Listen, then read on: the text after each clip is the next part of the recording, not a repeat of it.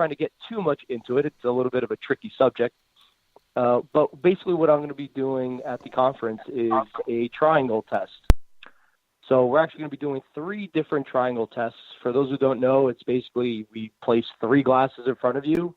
2 are the same, 1 is different, and you don't know anything about the subject matter or anything about the meads that are in the glasses. You know absolutely nothing. Your only job is to taste all 3 and try to discern which one you think is different. So we're basically going to do three of those, possibly a 4th if I have some time to make another run of batches. But basically, we're going to be experimenting to discern whether or not certain mead making practices versus others are, have a discernible, difference, basically. So 3 of them that we're definitely going to be doing for the triangle test are pretty much they're techniques that are kind of debated back and forth in the in the mead world, and it's going to be really interesting to see if they actually do make a big enough difference. We're going to put them up against each other, and we're going to have 80 participants in the actual presentation, and we're going to get a lot of great data. We're not only going to be asking for which one you think is different from each test, but we're also going to ask each participant to list which one they like the most and which one they like the least. So that way we get even a little bit more data, which will be pretty interesting, because sometimes, there is a chance of the one you like the most and the least could be literally the same exact mead.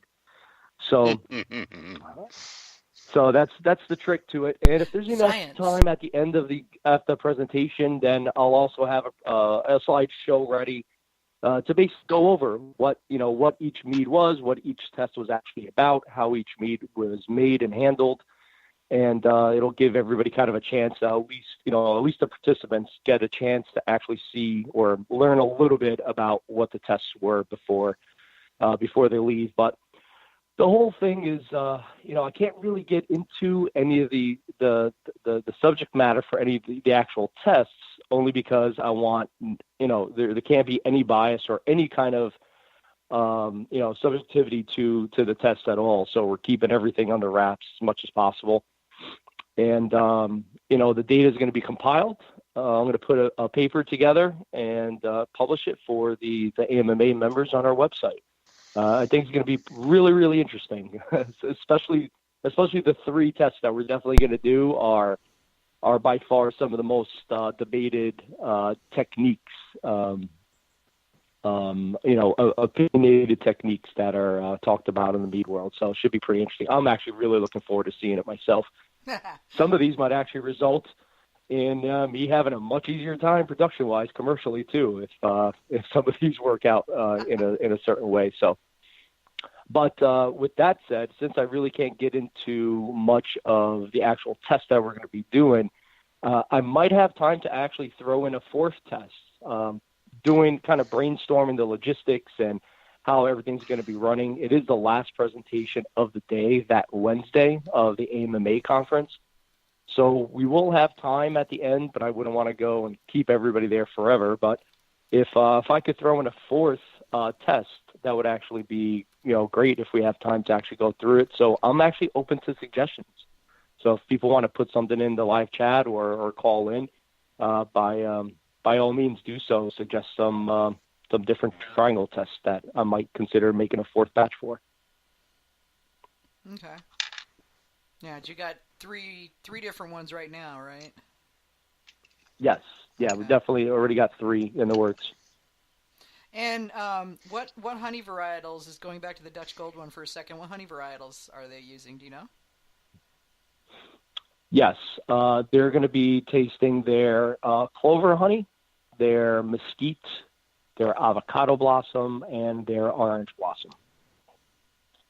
So, besides the, avocado blossom isn't, can't say it's used as commonly as the others, but no. Especially if you've never had Dutch Gold's honey varietals, then, this, whether it's Dutch Gold or not, I mean, they're 3 of the most commonly used, honey varietals out there. So, can make some really excellent meads with orange blossom, obviously, and clover blossom, mesquite.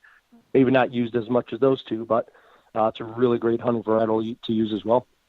Yeah, it's a second tier one as far as as far as how much it gets used, just because it's not as readily available as the other two. But yeah, avocado blossom, I've never. It is I through don't think Dutch I've ever Gold. even That's a tasted good thing. it. Well, yes, it is, but not a lot of people end up buying it, at least on the home side of things. You know. Yeah, no. I don't care for it much. Oh, I like it. No? I like the honey okay, but I haven't been able to make very good meads with it yet. I've made some. I've made some really interesting meads with mesquite. I like it.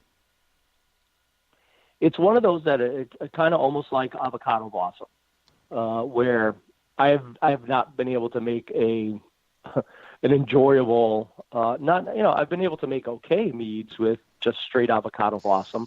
This is all just, experimental size batches just to test out different honey varietals. But I never really saw it as being a great honey varietal for just a straight traditional on its own. However, I have found a tremendous amount of uses for that honey other than just straight up by itself. I mean, it's similar to mesquite as well.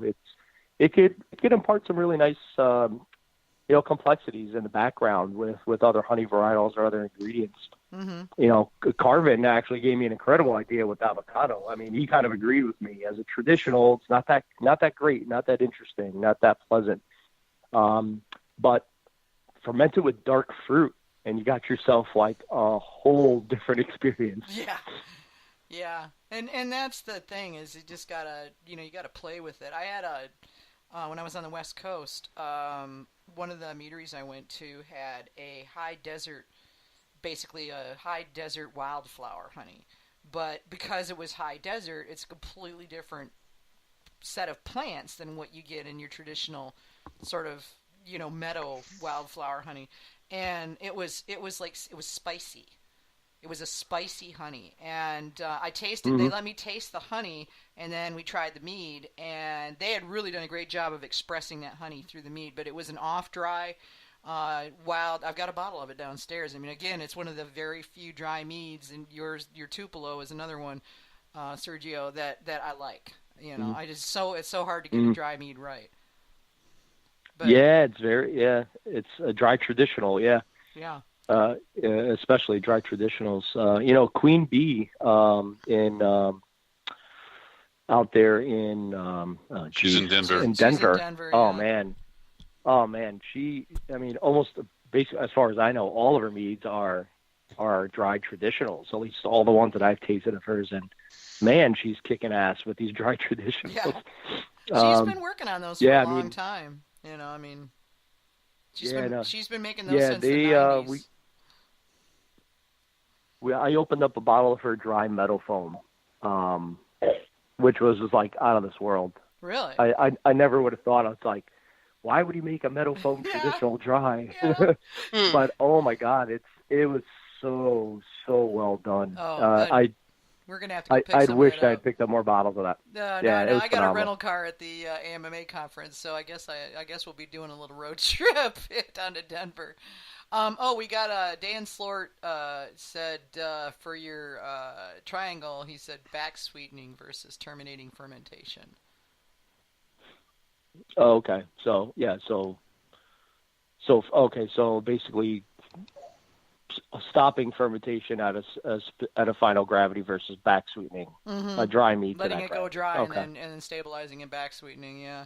Oh, David Webb agrees with you that Queen Bee's dry meadow foam is awesome. I'm gonna have to get my hands on a bottle of that. I would suggest buying 4 or 5. Yeah, I probably will. I'm gonna go down. If I can get down there, I'm gonna go try it. I'm hoping I can. It's the getting away part that I have trouble with, since I'm pretty much slammed every day we're there. Yeah. But if she's open Sunday, I'll get down there then, because I don't have anything I'm supposed to be doing on Sunday except resting up for the trip home on Monday. But so,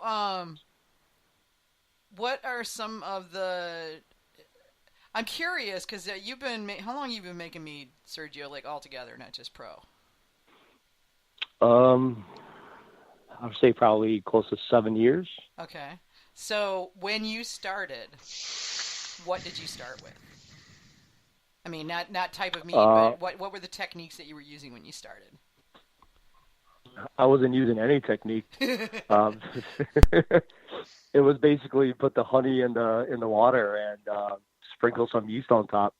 The first mead I ever made was actually a mead kit from Midwest Supplies, I think it Oh, I was. remember those. Yeah, that was horrible. The honey was horrible. You know, looking back, I actually still had some like a small, like 1 or 3 pound little mini jug of their honey. Still, I found in my garage. The honey was crap. The instructions were terrible. Didn't take account for any nutrients. Didn't talk about. It was just one packet of yeast into it, and whatever. Long story short, it smelled and tasted like rocket fuel.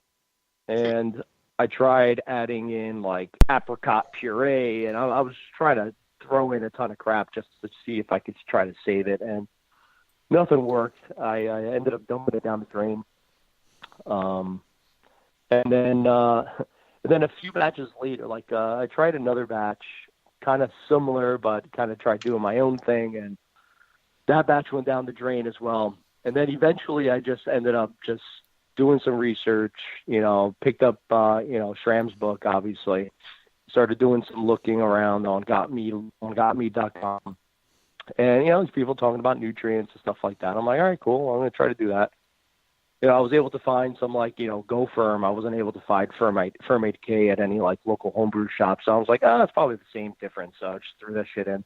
And eventually, basically, that batch ended up getting stuck fermentation, obviously.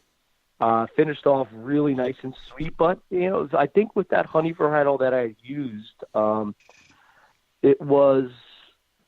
there was kind of some tannins just from that honey. I found that a lot with using the Tupelo honey that at least that I get from the supplier that I buy it from, or the beekeeper technically that I get it from. Like the first time I ever made a sweet Tupelo at Melovino, I was planning on oaking it after fermentation, and there was just this really nice dry finish to it, even though it was around 1025, 1022 final gravity. And I decided not to oak it just because I thought it was just gonna intensify the dryness and the tannins that I was kind of getting on that finish. And so that honey that stuck fermented mead was kind of similar to that. So I just left it alone. And eventually I decided, this is a little too sweet. What can I do with it? It's not a bad mead. You know what? So I just threw some smoky chipotle peppers in it, and it was phenomenal. Called it Dolce Chipotle, and then won back-to-back gold medals at the Mazer Cup with that. And that's what kind of got me thinking, wow, this is actually pretty cool. Maybe I can start making some better mead. That's pretty funny. So did you go straight into doing Fermate K and stirring and all of that, or did you just kind of gradually get there? Yeah, no. So then I started, really paying attention to nutrients and seeing what people were saying out there, and I was using the cookie cutter SNA regimen for every batch, no matter, not knowing anything about, yeast assimilable nitrogen or anything like that. So I started doing that. Most batches were just fine through fermentation. Every batch here and there would get a stuck fermentation. It was frustrating because I didn't understand why at that time. I had made wine before. Wine is fine. It's easy. Just ferments dry and call it a day. I was brewing a lot of beer. Beer was easy because I'm basically establishing how much unfermentable sugar I want. So in a way, you're kind of fermenting dry, quote unquote, to your fermentable sugar level. So, and then with mead, though, it was a little different. So it was really new to me. I think the only thing that I had going for myself is, I always cooked a lot, and mead was just a lot more familiar for me as far as flavors. With beer, you get into brewing beer, it's like, oh wow, now you got all these different base malts and specialty malts, different roasted malts, different adjuncts, and all these different possibilities and combinations and ratios. And then you get into the hops and all the different, spicy floral hops, the citrusy, juicy hops. And how long each of them go into boil for makes a big difference in the bitterness and flavor.